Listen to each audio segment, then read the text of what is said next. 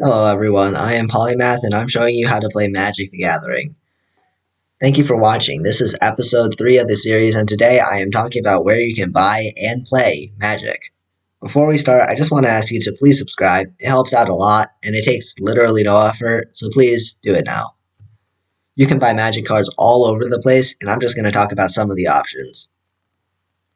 The first option is a big physical store like Walmart or Target or somewhere like that.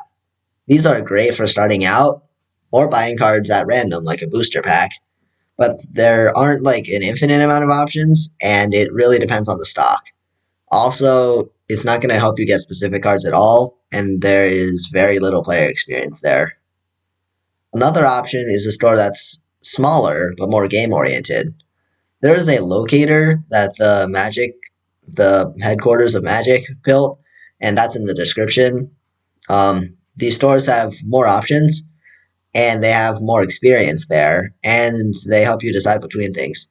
Sometimes the owners have some experience playing Magic, so they can help you out, and supporting them is a good thing to do. But the main issue with these is sometimes they don't have the cards you want, especially if they're like rarer ones or like booster packs or booster sets from like a really long time ago. On the bright side, when you go to a smaller store, you usually run across a couple people playing Magic, or at least some details for a tournament later, and that's one place that you can actually play Magic. And so the main limitations of physical stores is the lack of like stock, since you can't just like stock every card in existence at a store. But online, Amazon and eBay literally do that. They have pretty much everything from bulk cards to specific cards, but there are scammers on Amazon and eBay. Just watch out for that. And the larger online retailers have sellers that are coming up with unique ways to format your cards, like collecting all from a certain set that you might want, or um, you can get like original booster packs or booster boxes from any year. On the bright side, uh, also the biggest downside is that there's scammers, and sometimes it's a bit overpriced. So usually those aren't too big of a problem. So you just have to look a bit carefully at them if you want to be careful. Another option you have to get cards is you can trade with your friends. There is no right or wrong way to go about this. You just have to figure it out on your own. Now, finally, we have the ones that most people will tell you to go to. Pro online retailers like TGC Player or Channel Fireball are really the place to go if you want to buy specific cards, like foils or like really rare cards, and not be overwhelmed with too many options. Channel Fireball is run by some of the best in the world, and they are a great website that a lot of people use, and they keep that running. So buying from them supports the game a lot. It's kind of Channel Fireball is kind of like the Reddit for Magic cards, and all the pro sites like Card Kingdom, for example, or Channel Fireball, they can all be trusted. They'll give you a decent price, and they won't rip you off at all. Now to summarize, larger physical stores like Best Buy are fine for getting you the latest set or bulk cards. They are not for specific cards, and they are not for advice. Smaller physical stores, found with this locator, are pretty much the only place that you can talk to people and get advice from them.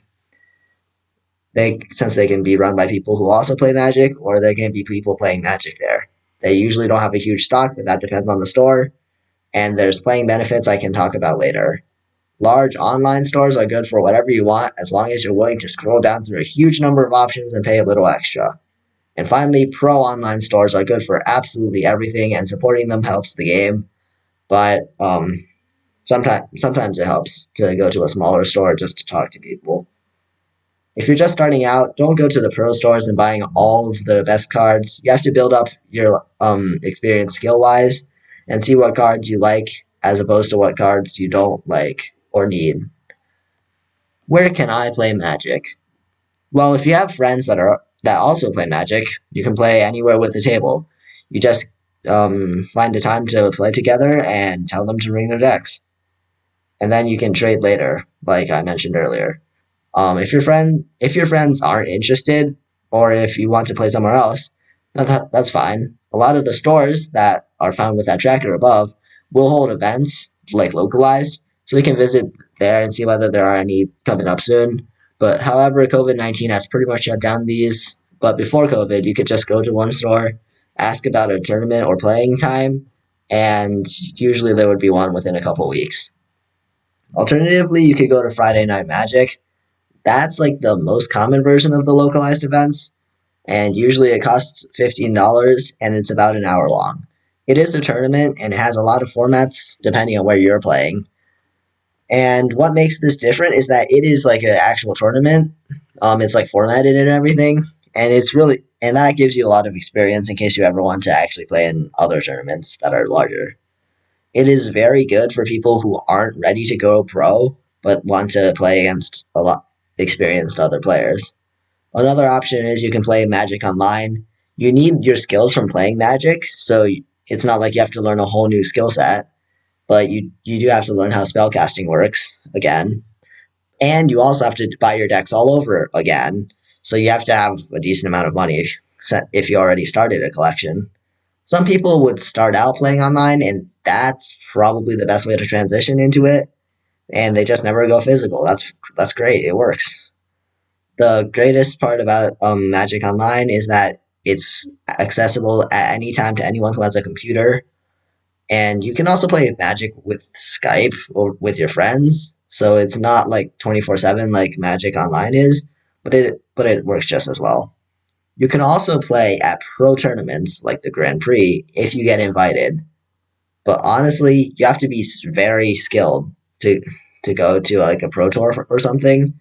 And if you want to go to a pro tour, you have to win a bunch of Grand Prix, and that takes so much skill. And if someone does qualify, they know more than like 99% of the community, and they are a very skilled player, and they have my applause.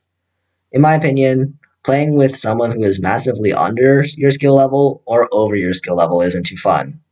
So don't sign up for like a Pro Tour qualifier if you just started. You have to pay money and you won't get anything out of it since the people who do win will train and study for a long time before they can get to that level. But if you really want to, I believe in you. That was an episode of Magic the Gathering. In the next video, I am planning to talk about all the formats you can play, including casual formats that I already talked about, but I'll go over them in more detail. If you enjoyed this video, please subscribe, like the video, and watch the next one. Bye.